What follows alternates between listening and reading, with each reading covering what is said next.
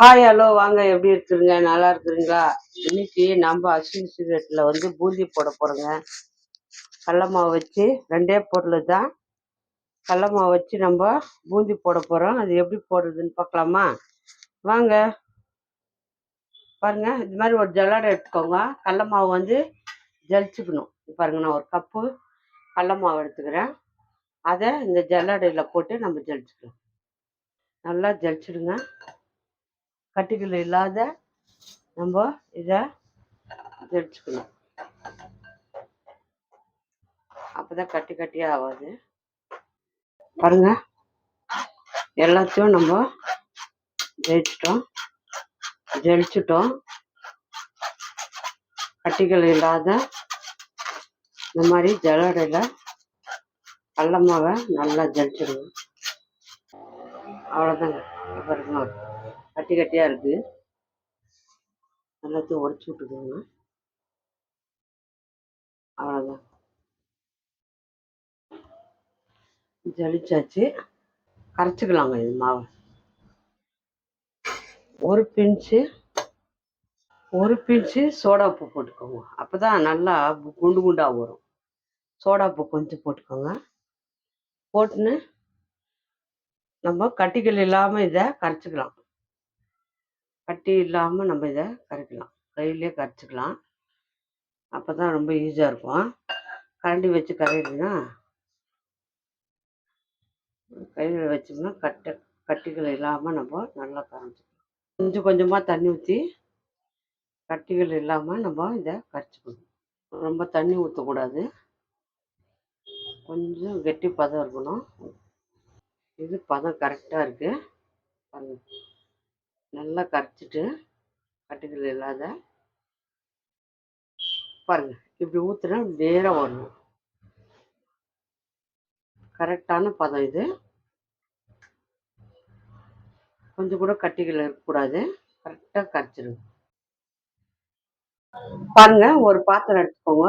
சர்க்கரை பாவு பண்ணுறதுக்கு பாருங்க, நான் ஒரு கப்பு கடல மாவு எடுத்தோம். ஒரு கப்பு சர்க்கரை எடுத்துக்கோங்க. அதே மாதிரி ஒரு கப்பு தண்ணி ஊற்றிக்கோங்க. பாருங்க, இது பக்கத்தில் நம்ம பாவு பண்ணிக்கலாம். பூந்தி போடுறதுக்குள்ள பாருங்க, எண்ணெய் சூடாயிச்சான்ட்டு கொஞ்சம் மாவு விட்டு பாருங்க, மேலே எழுந்திரிச்சு வருதுன்னு பாருங்க. எண்ணெய் நல்லா சூடாயிடுச்சு. இப்போ நம்ம எண்ணெய் சூடாக இருக்கணும். அப்போ தான் ஊற்றுனா புட்டு புட்டாக வரும். இல்லை பூந்தி இந்த மாதிரி ஒரு கரண்டி எடுத்துக்கோங்க. இந்த மாதிரி ஒரு கரண்டி எடுத்து கரண்டில் ஊற்றிக்கோங்க. இப்போ நம்ம பூந்தி போட்டுக்கலாம். ஜல்லடை இந்த மாதிரி ஒரு ஜல்லடை இருக்கும், எல்லாரும் வீட்லேயும் இருக்கும். ஈஸியாக பாருங்க, 10 நிமிஷத்தில் போட்டுடலாம் பூந்தி. இந்த மாதிரி ஒரு கரண்டி எடுத்து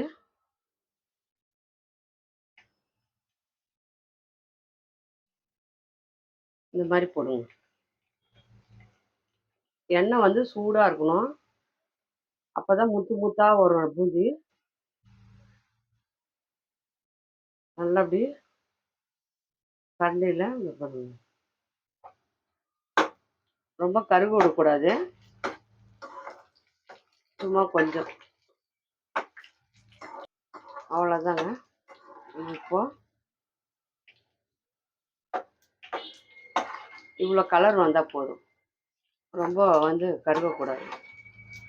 இப்போ நம்ம இதை எடுத்துடுவோம். ரொம்ப கருக விடாதுங்க. பூந்தி போடும்போது ஐயில் வச்சுக்கணும். பூந்தி போட்டு முடிச்சதும் சிம்மில் வச்சுருங்க. ஐயில் வைக்காதுங்க, ஏன்னா கருகிடும். கடல மாவும் சர்க்கரையும் இருந்தால் ஆயிடுச்சுங்க. உடனே பூந்தி ரெடி பண்ணிடும்.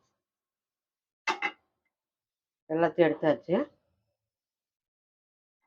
பக்கத்தில் பாவு ரெடி ஆகுது.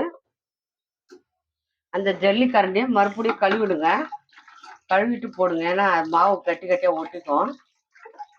கழுவிட்டு தொடச்சிட்டு இன்னொரு வாட்டி யூஸ் பண்ணணும். அது பூந்தி போடும்போது எண்ணெய் சூடாக இருக்கணும். பாருங்க, எண்ணெய் சூடாக இருக்கணும். எண்ணெய் சூடாகிடும். பக்கத்தில் பாவு ரெடி ஆயிடுச்சு. இப்போது எண்ணெய் சூடாயிடுச்சு. நம்ம இன்னும் மாவு ஒரு 2 கரண்டி மாவு ஊற்றிக்கலாம்.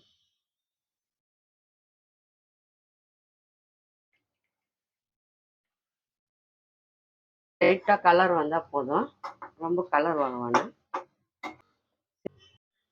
பாவு பண்ணியாச்சு பாருங்க. சர்க்கரை பாவு வந்து பண்ணியிருக்கிறோம். அதில் ஒரு 2 சொட்டு லெமன் விடுங்க. அப்போ வந்து வெள்ளை வெள்ளையாக வராது. 2 சொட்டு லெமன் விட்டுட்டு கொஞ்சம் லைட்டாக பிசு பிசு தன்மை வரணும் பாருங்க. லைட்டாக பிசு பிசு போடணும், அவ்வளோதாங்க. இப்போ நம்ம பூந்தியை இதில் போட்டுக்கலாம்.